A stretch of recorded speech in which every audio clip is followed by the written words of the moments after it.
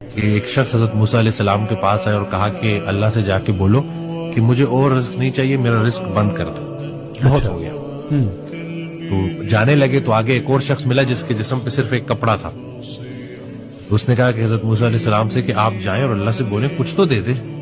واہ، تو جب وہ اللہ کے پاس گئے اور پہلے شخص کی عرضی پیش کی کہ وہ کہتا ہے کہ میرا رزق بند کر دے، تو اللہ نے جواب دیا کہ اس کو بولا میرا شکر ادا کرنا بند کر دے، میں رزق بند کر دوں۔ ہائے ہائے ہائے، واہ واہ، اور اس دوسرے کو میسج دو کہ میرا شکر ادا کرنا شروع کر دو، میں رزق کشادہ کر دوں۔ سبحان تو اللہ۔ وہ واپس گئے اور اس شخص کو بولا کہ تم جو ہے نا رزق شکر ادا کرنا بند کر دو تو تمہارا رزق بند ہو جائے گا۔